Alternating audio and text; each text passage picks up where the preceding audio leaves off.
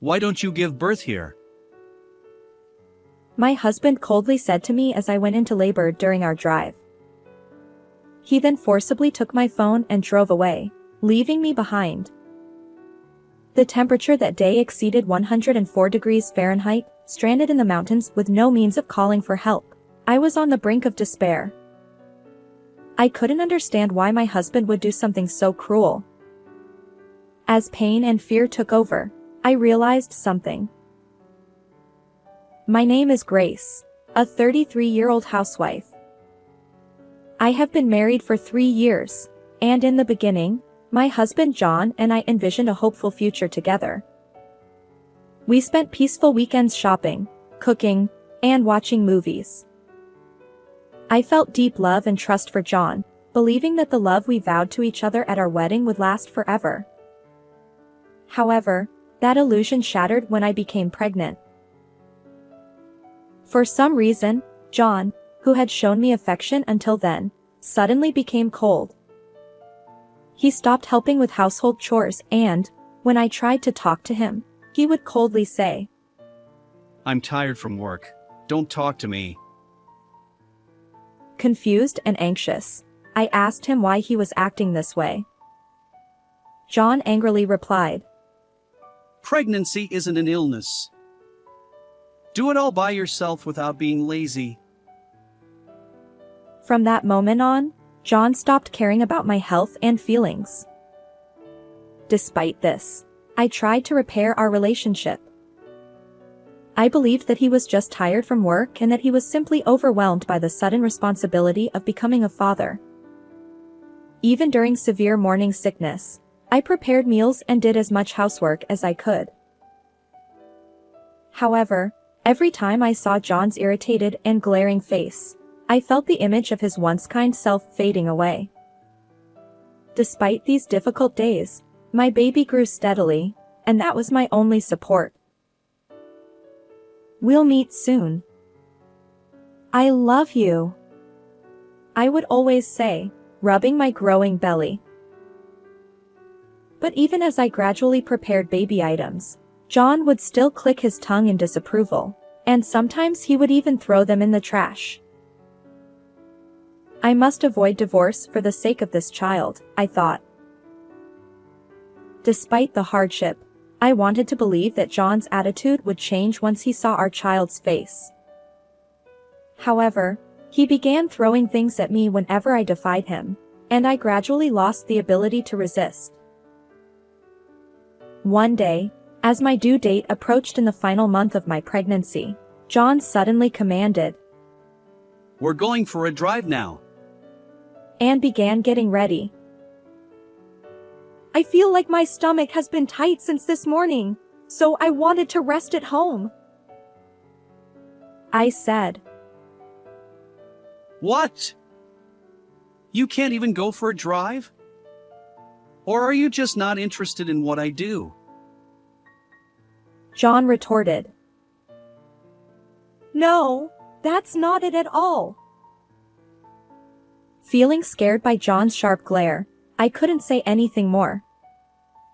Unable to defy his orders, I reluctantly complied.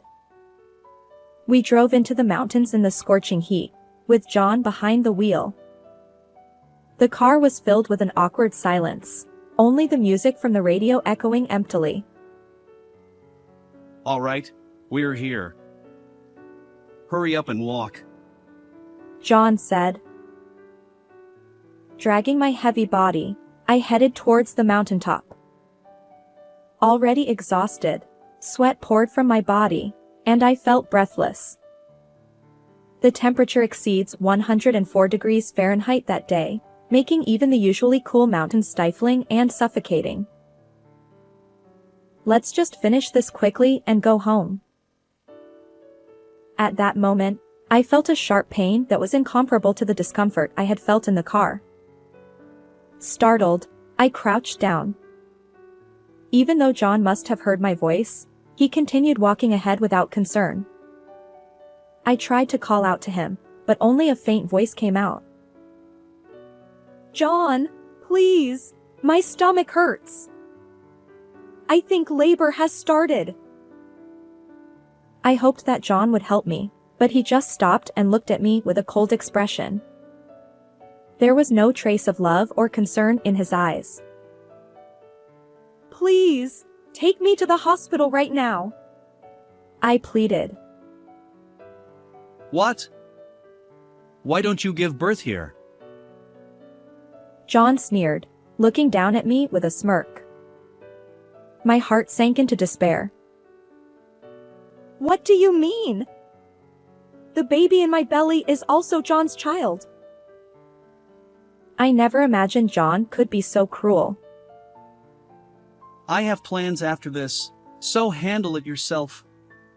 John said, forcibly taking my phone from my bag. Wait, what are you going to do with that? I asked. It's your punishment for using pregnancy as an excuse to slack off on housework. Reflect on it here. He replied with a faint smile, putting my phone in his pocket and getting back into the car. Please, wait, John, don't go.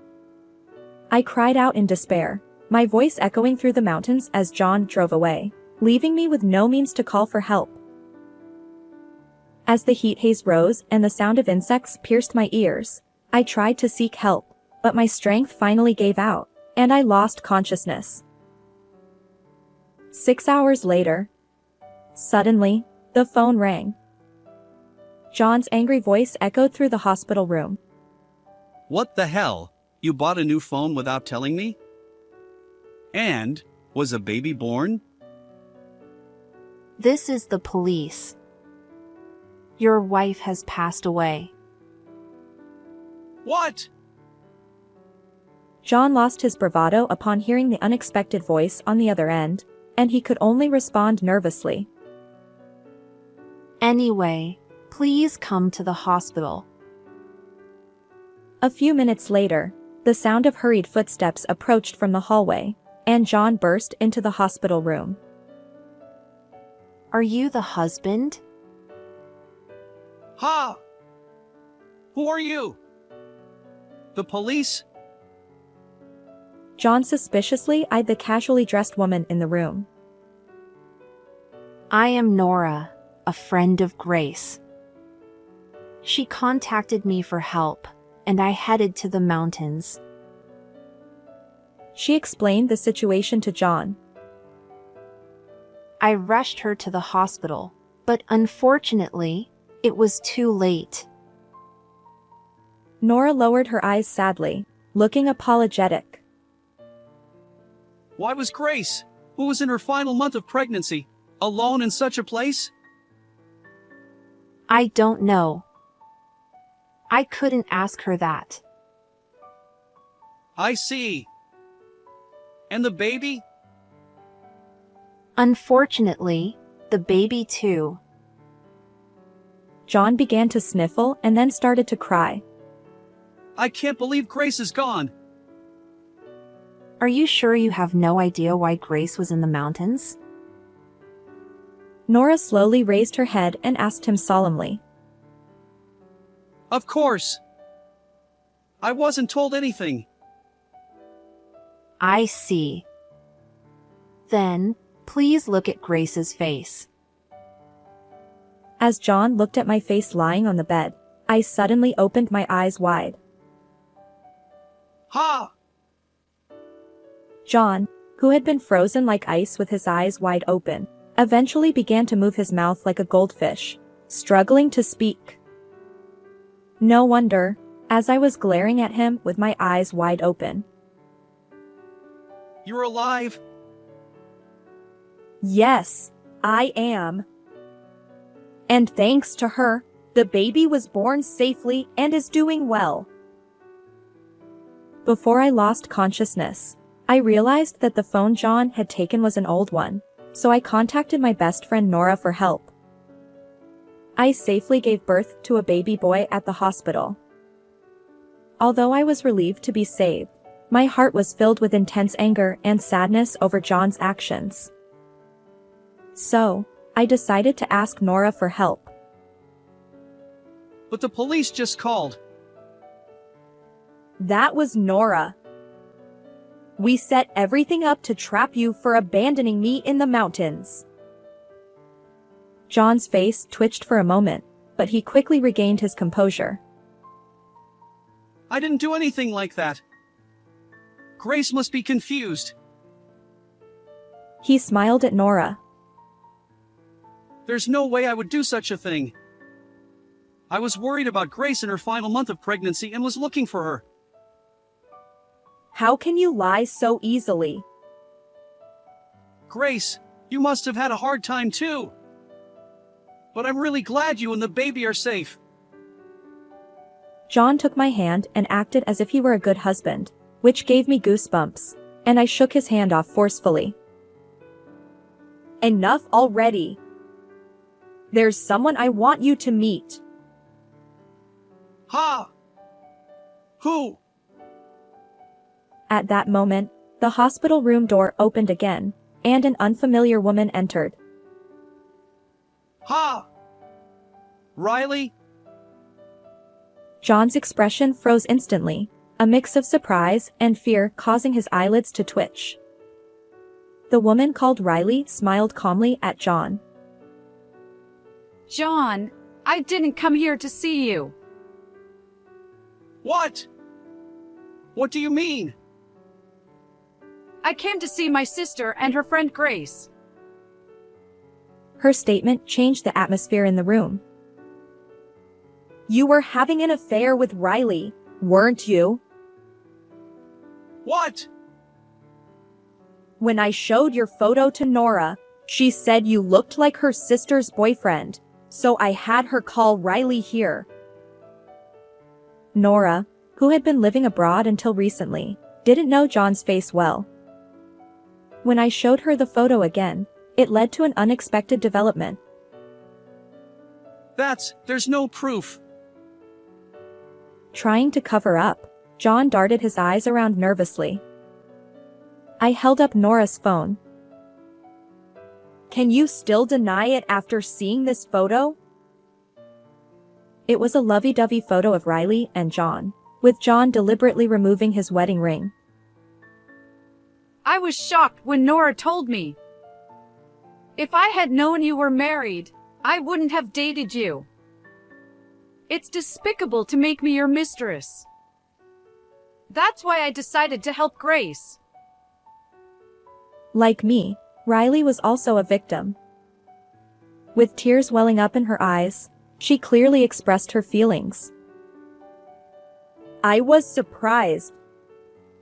I never imagined John's mistress would be my best friend's sister. An affair? No, it's not like that. The only one I love is Grace. John, flustered by my questioning, couldn't stay silent. I will never forgive you for deceiving me. Riley took out her phone and pressed the play button. The voice that came out was John's. I love you, Riley. Let's get married. What the hell is this? Why did you record this? Clenching his fists and trembling, John was glared at by Riley with hatred. As soon as I heard from Nora, I contacted you to confirm if it was true. Then she played the rest of the recording. It was John, getting carried away, saying, Grace will soon be gone. And I left Grace in the mountains. I'll just have her declared missing. these outrageous confessions made John turn pale and start trembling. Too bad your plan to kill me failed. You all think you can mess with me? He tried to forcibly take Riley's smartphone, but she swiftly dodged. You always think you can take whatever you want from others. This is all nonsense. I've never met this woman before. It's all lies, obviously. John, losing his temper, shouted despite being in a hospital room. The hospital staff were peeking into the room from the hallway, but he was too agitated to notice. In your mind, everything is a lie. The affair, the recording, abandoning me in the mountains. Shut up! You keep quiet! John seemed to have lost his composure, his pride deeply wounded by being caught in a trap set by someone he looked down on. Audio can be fabricated as much as you want. It can't be used as evidence. Oh, really? Do you think the footage from the dashcam won't be evidence either? What? The moment he heard my words, John froze, his mouth agape, taking time to understand the meaning. The car. The dashcam should have captured everything clearly. Ah! Panicking, John turned towards the door, trying to run to the parking lot to hide the evidence, but Riley tripped him, causing him to fall pathetically to the floor. I already had Nora extract the data. Realizing it was futile, John turned back to face us. The earlier recording was a lie to reassure Riley. I was really planning to pick you up soon. Please, believe me. He desperately apologized, but it was too late to believe him now. Oh, even though you didn't contact me for 6 hours? Well, that was... Why did you do such a thing? Cornered, John began to cry. I just wanted to be free. Having a child costs money, right? And Grace started slacking off on housework. Like a small child throwing a tantrum, he continued to make excuses, pounding the floor. I was just having a bit of fun with Riley. I never intended to marry her. If I got divorced, there would be rumors at work, and it would affect my promotion.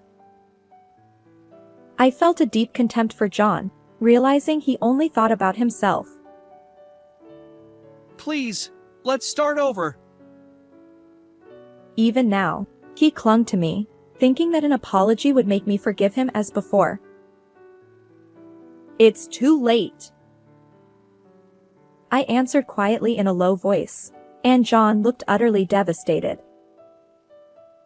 That's too much.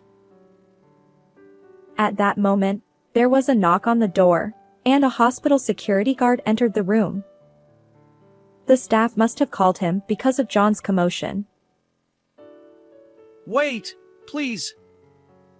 This is just a marital quarrel. There's a reason for this. John resisted desperately, but the large security guard dragged him out. The room was once again enveloped in silence. As I shed tears of relief, Nora gently patted my back. Thus, freed from past suffering, I decided to start a new life. A few months later, my divorce from John was finalized. With the evidence, I was overwhelmingly favored in court. John, found guilty, is now paying us $30,000 in alimony and child support while serving his sentence. With the help of Nora and Riley, my son and I gradually regained our happiness. The baby is growing healthily, and smiles have returned to our lives. Through this experience, I decided never to sacrifice myself again, no matter what difficulties come my way. Life is unpredictable. Still, I will carve out my future with my own strength, without entrusting my life to anyone else. How did you like this story? Please subscribe to the channel. See you in the next video.